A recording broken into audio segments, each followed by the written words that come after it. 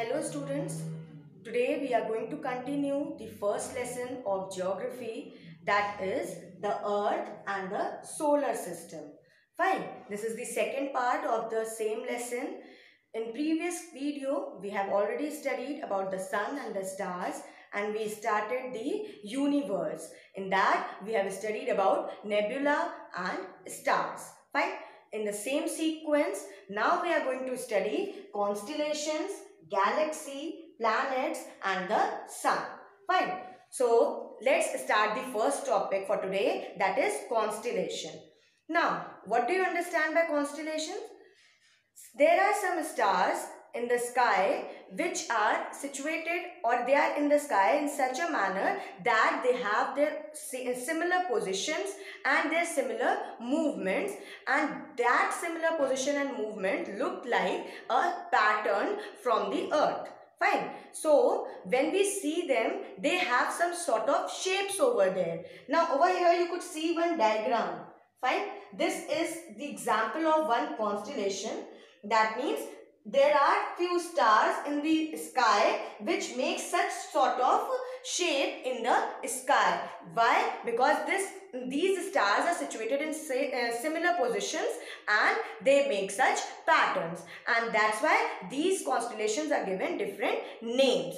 So there are many constellations present in the sky like Cassiopeia, Ursa Major, Ursa Minor and many more. Fine. So this is one of the constellation. This is known as Ursa Major.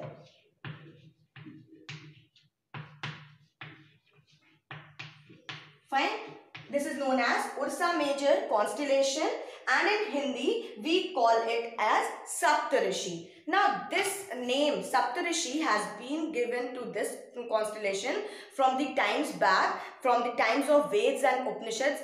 This is as old as that, and these constellations help the people to move or to travel from one place to another places, because they shows the directions. Fine. But nowadays, because we have many equipments, we have developed technology, so what we do, we just use those technology for traveling from one place to another in spite of these constellations or these stars. So what we understood, that constellations are just the pattern of stars that are there in the sky and which we could see in different forms. Fine.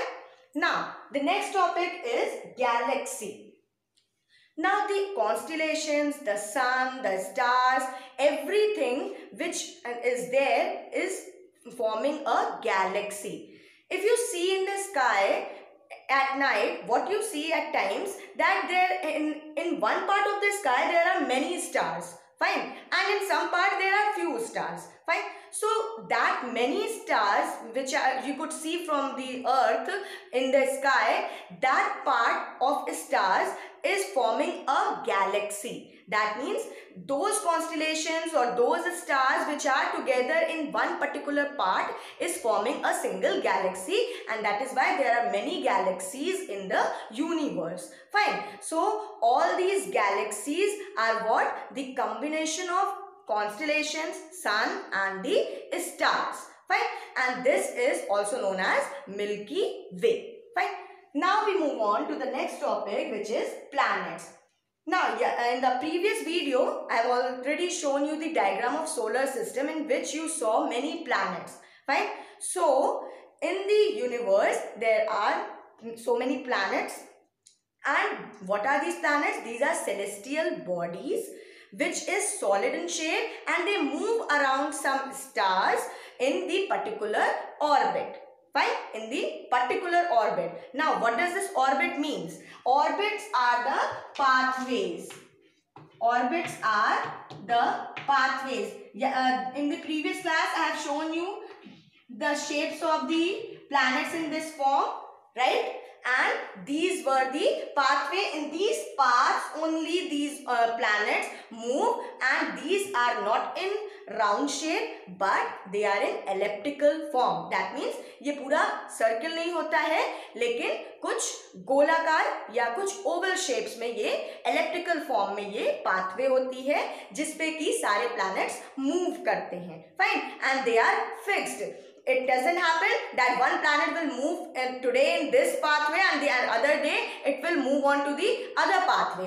It is the fixed pathway which is followed by each and every planet, and each and every planet has its own size. Each and every planet has its own distance from their stars. Fine.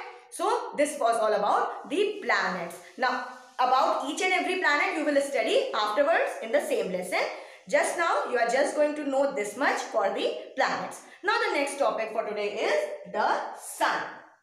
You already know the sun is a huge ball of gases. Fine. Now this has so much of heat and this produces so much of light that in spite of so many distances from the earth, it is 150 million kilometers from the earth, and that's then also it gives us so much heat and so much of light. Fine. Now this sun is very big in size. Although we could not see that big size, we just see the small size of the sun. Why? Because of the distance from the earth. जब हम कोई चीज को दूर से देखते हैं तो वो हमें छोटी दिखाई पड़ती है ना. तो इसीलिए that is why we see the sun in the smaller size in spite of that big size, although it has the 100 times bigger diameter than the earth. earth का जो diameter है उससे 100 times bigger diameter है sun का, and it has a gravitational pull which bounds the earth and does not allow it to move here and there. Instead allow it to move in the particular orbit. Fine. So this was about the sun. Now why is the sun important for us? You all know we get heat and light from the sun. Next, all the plants and animals are dependent on the sun for their food and living. Then the sun is helpful for changing the seasons also. That is why the sun is the most important body in the universe and it helps us to live properly. Fine.